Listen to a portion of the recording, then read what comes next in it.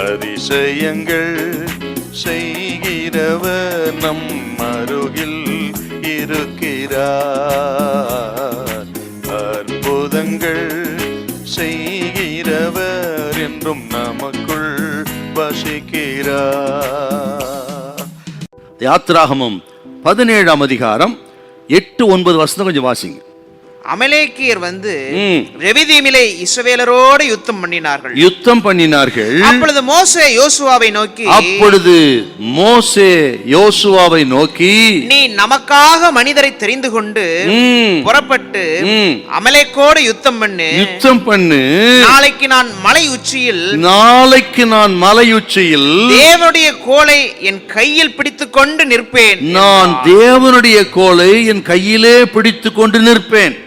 இஸ்ரவேல் ஜனம் ரெவிதீமிலே பாளையமிறங்கி இளைப்பாரி கொண்டிருக்கிறார்கள். அப்பொழுது அமலேக்கு யுத்தம் பண்ண வந்தான்னு வாசிக்க கேட்டோம். அமலேக்கு வேற யாரும் இல்ல, ஏசாவின் சந்ததி, இஸ்ரவேலின் சொந்தக்காரர்கள் தான்.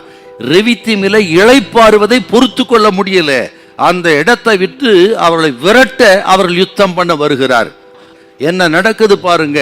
யோசுவா பாளையத்தில் போய் யுத்தம் பண்ண போயிருக்கிறார். மோசே மலையின் உச்சியிலே கோலை பிடித்துக் கொண்டிருக்கிறார். மோசேயின் கை தளர்ந்த பொழுது பாளையத்திலே யோசுவாவுக்கு பின்னடைவு உண்டாகிறது. ஆக ஊரும் ஆரோடும் உயர்த்தி பிடித்த பொழுது மோசேயின் கரங்களை வெற்றி உண்டானது அப்படின்னு நம்ம பார்க்கிறோம். அப்படியானால் ஆக இந்த வெற்றி தோல்விக்கு காரணம் என்ன? மோசேயின் கரத்திலே தான் வெற்றி தோல்வி இருந்தது. மோசேயின் கரத்து என்று சொன்னால் இந்த உயர்த்தப்பட்ட கோலுங்கிறது ஜெபத்தை குறிக்கிறது. இன்னும் நான் சொல்லுகிறேன், உயர்த்தப்பட்ட கைகள் என்று சொன்னால் ஆக ஆண்டவரே எங்களால் ஒன்றுமாகாது, நாங்கள் யுத்தம் பண்ணி பழக்கமில்லை, நாங்கள் பலகீனமானவர்கள், வெறுமையாய் வந்திருக்கிறோம், யுத்த தளவாடங்கள் ஒன்று எங்களுக்கு இல்லை, நாங்கள் பலகீனமானவர்கள், ஆதரவற்றவர், உதவியற்றவர்கள் என்று தங்களுடைய நிலைமையை, பரிதாப நிலைமையை கர்த்தருக்கு முன்பாக சொல்வது தான் கைகளை உயர்த்துவது.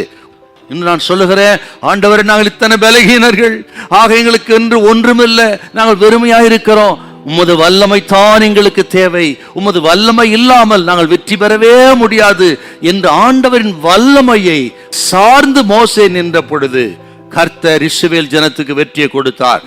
ஆக உங்க படிப்பு, பணம், செல்வாக்கு, ஆஸ்தி, அனுபவம் அல்ல.